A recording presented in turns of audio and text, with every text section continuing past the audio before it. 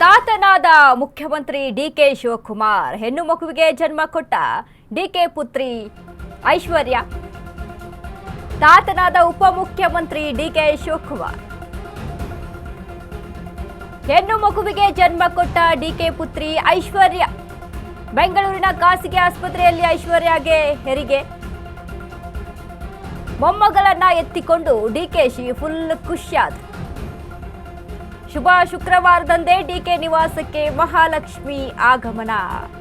DK ಶಿವಕುಮಾರ್ಗೆ ಮೊಮ್ಮಗಳ ಮೂಲಕ ಅದೃಷ್ಟದ ಮುನ್ಸೂಚನೆ. ಮೊಮ್ಮಗಳ ಜನನ ದಿನ ಡಿಕೆಶಿಗೆ ಕುಲಾಯಿಸುತ್ತಾ ಲಾಟರಿ. ಶುಕ್ರವಾರದ ಗುಡ್ ನ್ಯೂಸ್ನಿಂದ ಡಿಕೆ ಶಿವಕುಮಾರ್ಗೆ ಫುಲ್ ಹ್ಯಾಪಿ ಇದೀಗ. ಇಂದು ಮಾಜಿ ಸಿಎಂ ದಿವಂಗತ ಎಸ್ಎಂ ಕೃಷ್ಣ ಅವರ ಜನ್ಮದಿನ. ಎಸ್ಎಂ ಕೃಷ್ಣ ಅವರ ಮೊಮ್ಮಗ ಅಮರ್ತ್ಯ ಹೆಗಡೆ ಮುತ್ತಜ್ಜನ ಜನ್ಮದಿನದಂದೇ ಮರಿ ಮೊಮ್ಮಗಳ ಜನನ.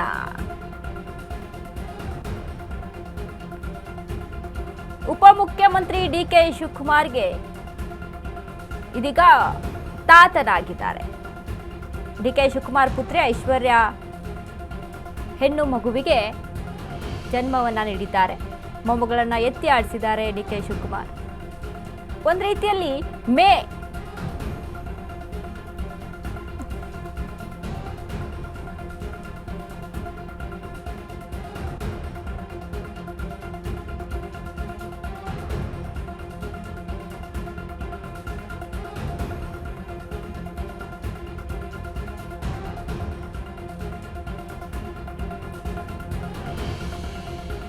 ನೋಡಿ ಒಂದು ರೀತಿಯಾಗಿ ಡಿಕೆ ಶಿವಕುಮಾರ್ಗೆ ಮೇ ಅಲ್ಲಿ ಲಾಟ್ರಿ ಹೊಡಿತಾ ಇದೆ ಒಂದೊಂದಲ್ಲ ಅನ್ನೋದಕ್ಕೆ. ಅಂದರೆ ಇದೀಗ ಇವತ್ತು ಮೇ ಫಸ್ಟ್ ದಿನ ಶುಕ್ರವಾರ. ಅದ್ರ ಜೊತೆಗೆ ಐಶ್ವರ್ಯ ಅಂದರೆ ಅವರ ಪ್ರೀತಿಯ ಮಗಳು ಐಶ್ವರ್ಯ ಇದೀಗ ಒಂದು ಹೆಣ್ಣು ಮಗುವಿಗೆ ಜನ್ಮವನ್ನು ಕೊಟ್ಟಿದ್ದಾರೆ.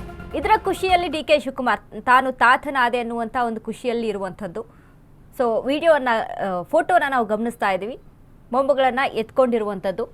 ಇದರ ಜೊತೆಗೆ ಡಿಕೆ ಶಿವಕುಮಾರ್ಗೆ ಏನಾದರೂ ಅದೃಷ್ಟ ಕುಲಾಯಿಸಿಬಿಡುತ್ತಾ ಅಂತ. ಯಾಕಂದರೆ ಇವತ್ತು ಶುಕ್ರವಾರಗೆ ಹೆಣ್ಣು ಮಗುವಿಗೆ ಜನ್ಮವನ್ನು ಕೊಟ್ಟಿದ್ದಾರೆ. ಮಹಾಲಕ್ಷ್ಮಿ ಮನೆಗೆ ಬಂದಿದ್ದಾಳೆ ಅನ್ನುವಂಥದ್ದು ಒಂದು ಕಡೆ. ಮತ್ತೊಂದು ಕಡೆ ಮೇ ತಿಂಗಳಿಂದ ಕ್ರಾಂತಿ ಆಗುತ್ತೆ, ಡಿಕೆ ಶಿವಕುಮಾರ್ಗೆ ಒಂದು ಕುಲಾಯಿಸುತ್ತೆ ಅದೃಷ್ಟ ಅನ್ನುವಂಥದ್ದು. ಹೀಗಾಗಿ ಒಂದು ವೇಳೆ ಏನಾದರೂ ಮೇಗೆ ಶುಭಾರಂಭಗಳು ಆರಂಭ ಆಯಿತು ಅನ್ನೋದನ್ನ ಈ ರೀತಿಯಾಗಿ ಈ ಮುಖಾಂತರ ಇದೀಗ ಸ್ಟಾರ್ಟ್ ಆಯ್ತಾ ಅನ್ನುವಂಥದ್ದು ಒಂದು ಕಡೆ ಡಿಕೆಶಿ ಅಭಿಮಾನಿಗಳು ಸಂತೋಷವನ್ನು ವ್ಯಕ್ತಪಡಿಸ್ತಾ ಇದ್ದಾರೆ.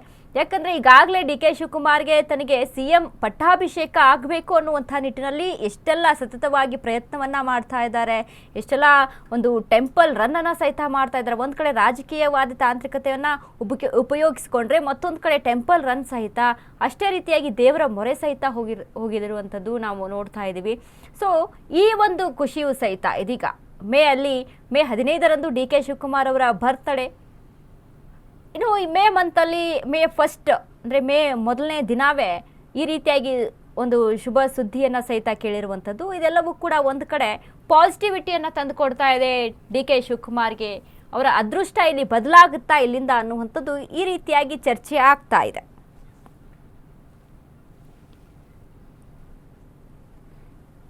ಇನ್ನು ಮತ್ತೊಂದು ವಿಚಾರ ಅಂತ ಅಂದರೆ ಎಸ್ಎಂ ಕೃಷ್ಣ ಅವರ ಜನ್ಮದಿನ ಸಹಿತ ಇವತ್ತೇ.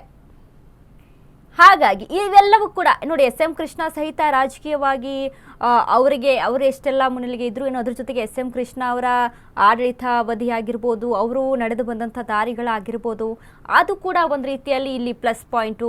ಇನ್ನು ಅದ್ರ ಜೊತೆಗೆ ಎಸ್ಎಂ ಕೃಷ್ಣ ಅವರ ಜನ್ಮದಿನದಂದೇ ಅವರ ಮೊಮ್ಮಗಳ ಒಂದು ಜನನ ಸಹಿತ, ಇದೆಲ್ಲವೂ ಕೂಡ ಒಂದು ಕಡೆ ಡಿಕೆ ಶಿವಕುಮಾರ್ಗೆ ತುಂಬ ಒಂದು ಖುಷಿಯನ್ನು ತಂದೊಡ್ಡಿದೆ. ಅದ್ರ ಜೊತೆಗೆ ಒಂದು ಪಾಸಿಟಿವಿಟಿಯನ್ನು ತಂದುಕೊಟ್ಟಿದೆ. ಡಿಕೆ ಶಿವಕುಮಾರ್ ಅವರ ಅದೃಷ್ಟ ಕುಲಾಯಿಸಿಬಿಡುತ್ತಾ, ಇಲ್ಲಿಂದಾನೇ ಶುರುವಾಗ್ಬಿಡುತ್ತಾ ಅನ್ನುವಂಥದ್ದು ಒಂದು ಕಡೆ ವ್ಯಕ್ತವಾಗ್ತಾ ಇರುವಂಥದ್ದು, ಚರ್ಚೆಗೆ ಗ್ರಾಸವಾಗಿರುವಂತಹ ವಿಚಾರ.